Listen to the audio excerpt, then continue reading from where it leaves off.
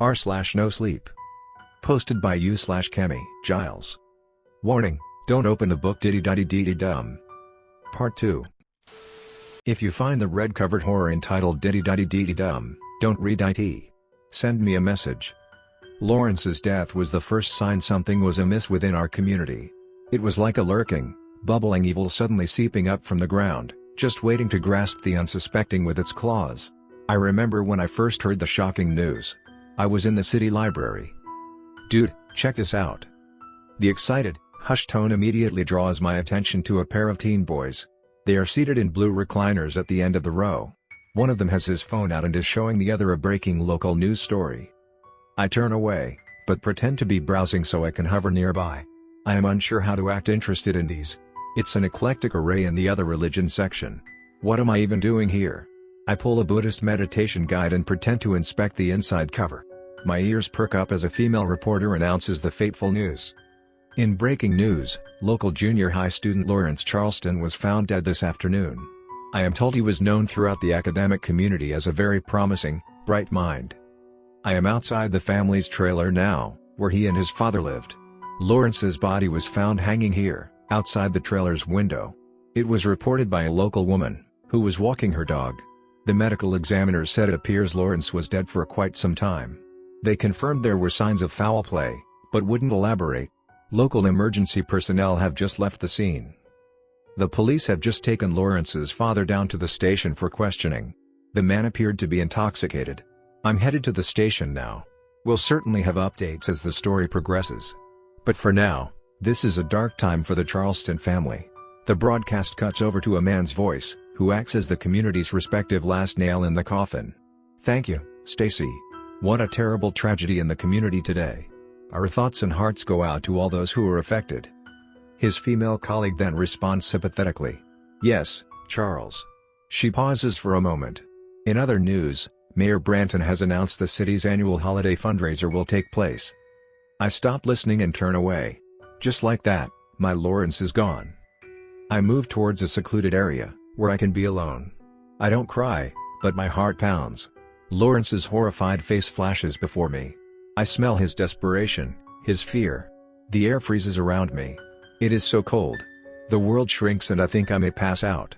I hear tinkling, mocking laughter echo in my mind. I push away at it, but the frosty grip maintains its hold. I can see my breath. An image of Lawrence struggling permeates my mind. It is dark. And wet. I want to blink to keep the rain out of my eyes. Is this just part of my imagination, or a memory? Was I there? I feel the ground starting to tremble beneath me and I instinctively shove the feeling away. My memories are still jumbled, but I'm getting better now. I sense someone out of the corner of my eye, watching me. I am irritated. Can't you just let me be? I turn and the person tries to dodge my stare, hiding behind the edge of the bookcase. But she is too slow. I am surprised at who I see. It's my Aunt Edna. Her crinkled face and striking blue eyes would suit the cover of a nature magazine. She is also deaf. Which is why as I almost instinctively call out, my brain reminds itself that she can't hear me. My brisk footsteps close the distance instead. But, as I come around the bookshelf, she is hurriedly making her way to the front door. Her long, gray hair floats behind her. She doesn't look back. Instead, she hurries out as if hoping I haven't noticed her, or that she can deny seeing me. The glass front door swings backrest. I remain fixed and muse on this oddity. Was she watching me?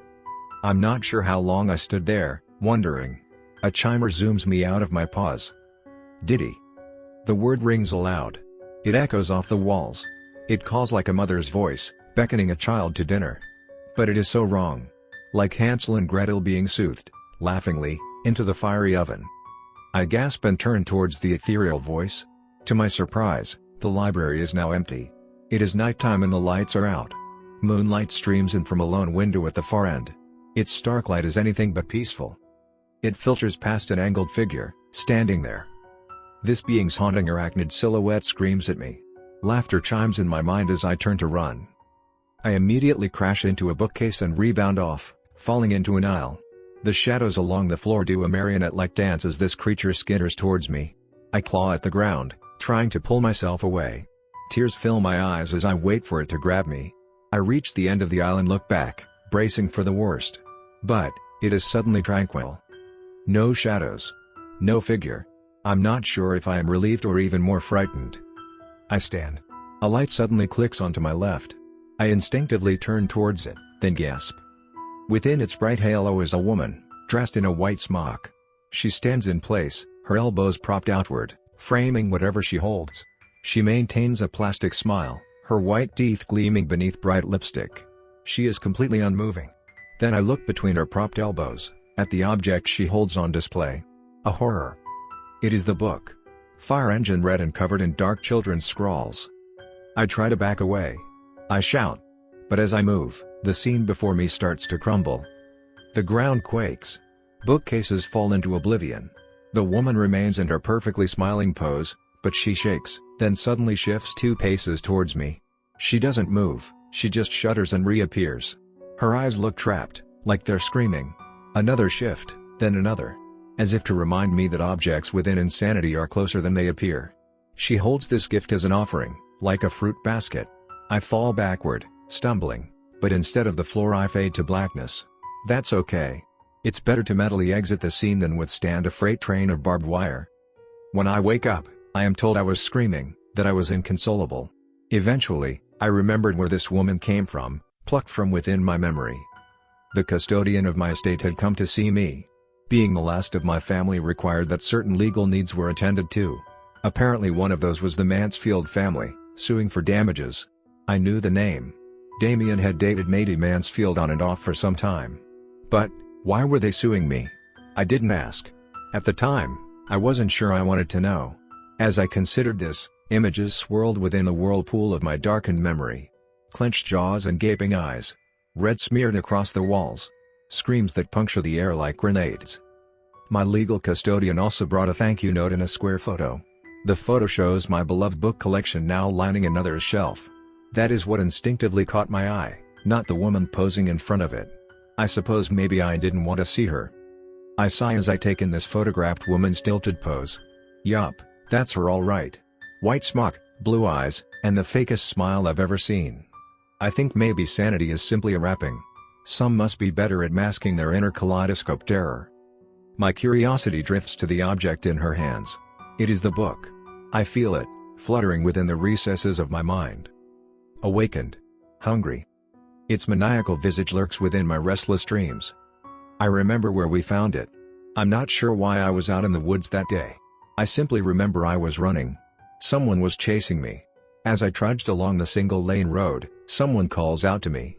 Cam. Damien calls out the passenger window. What are you doing here? I turn as the red Mustang growls to a stop.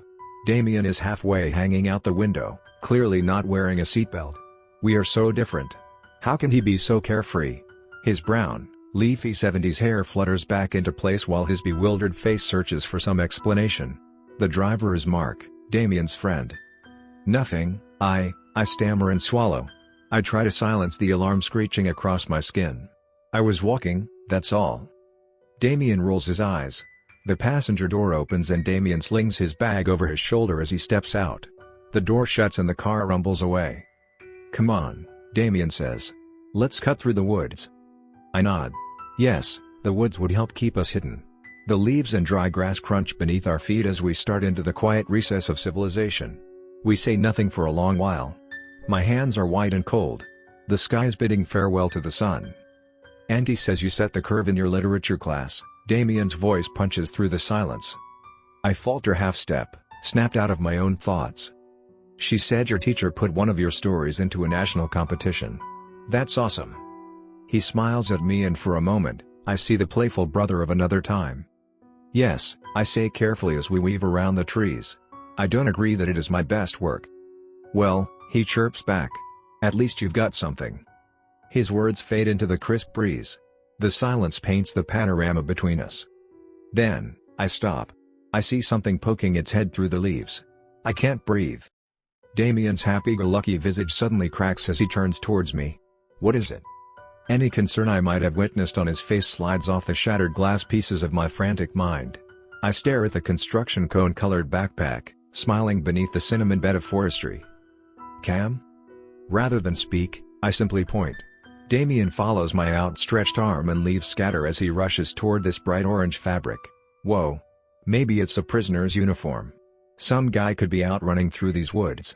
Damien turns and cups his hands to his mouth. Hey naked dude. It's okay, these woods are nudist friendly. We're totally new age here. Damien laughs, but his mirth bounces off me and vanishes in the sterile air. I am wrapped within a cold void.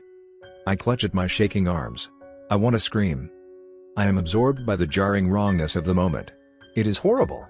Like serrated steel snapping the beautiful cords within a porcelain neck. We have found this hidden memorial.